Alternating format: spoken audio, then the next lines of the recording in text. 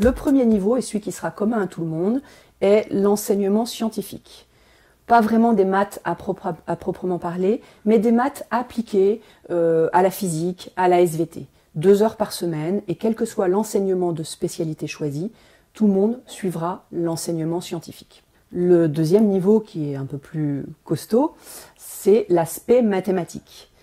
4 heures par semaine en première, 6 heures en terminale. J'aime les mathématiques et je réussis.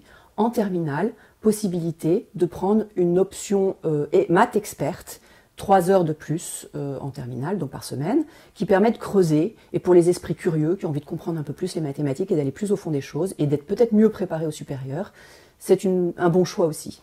En revanche, je suis en première, ça a été dur ces maths, parce que c'est quand même un niveau équivalent à une S.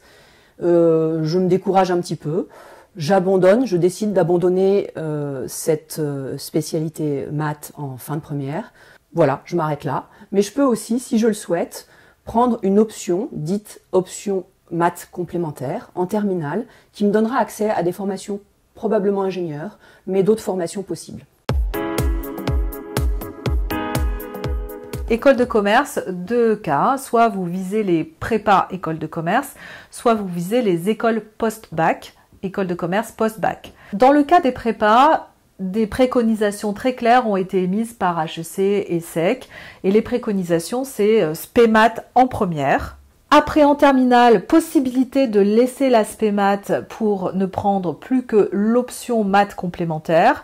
Mais pour ceux qui ont le niveau en maths, ce que Recast dit, c'est vraiment recommande, c'est vraiment de poursuivre l'aspect maths. En ce qui concerne les écoles de commerce post-bac, plus d'ouverture. Alors, pas mal préconisent quand même de prendre la spécialité maths en première, au moins, puis maths complémentaire. Mais l'idée, c'est surtout de pouvoir avoir les compétences pour pouvoir faire les concours Access Sésame. Donc, c'est surtout ça qu'il va falloir regarder. C'est quel est le niveau de maths que je dois avoir pour pouvoir passer les futurs Access et Sésame. Peut-être qu'en n'ayant pas pris une spé maths, mais en ayant des soutiens complémentaires par rapport à ça, on peut quand même présenter Access ou Sésame et accéder à des écoles post-bac. Alors, si vous souhaitez faire une école d'ingénieur, 2 possibilités. Vous souhaitez partir vers une prépa et accéder aux écoles d'ingénieurs après une prépa, ou vous souhaitez faire une école post-bac. Si vous souhaitez faire une prépa, c'est des enseignements qui sont très poussés en sciences, en maths, en physique, en SI, en informatique.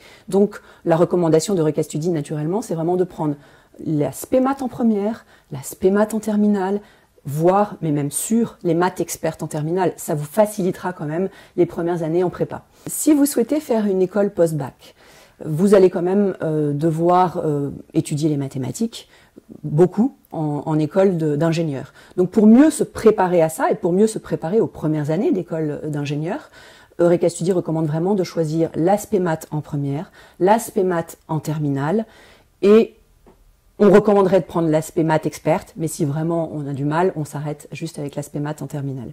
En revanche, certaines écoles, et c'est là qu'il y a un flou qui s'installe quand même et qui est pas simple pour les parents, certaines écoles, comme les écoles type agro, vont vous faire des recommandations un peu plus nuancées. Les maths en première, ça c'est quand même sûr. La physique, a priori en première, ou la SVT. En terminale, pour les écoles d'agro, l'aspect maths, pour certaines, va pouvoir être abandonné au profit de l'option maths complémentaire, et puis physique-chimie et SVT comme 2 spé à garder en terminale. La première année de médecine, c'est un sujet compliqué, effectivement. Les choses ne sont pas complètement déterminées puisque cette première année va être réformée et qu'on ne connaît même pas complètement le contenu des programmes. Mais la recommandation quand même que Recast Study peut faire, c'est que on va prendre l'aspect maths en première, spé physique, spé SVT. Toute la question, elle est en terminale. Là, en terminale, 2 possibilités. Je garde l'aspect maths et à ce moment-là, je garde l'aspect physique ou l'aspect SVT.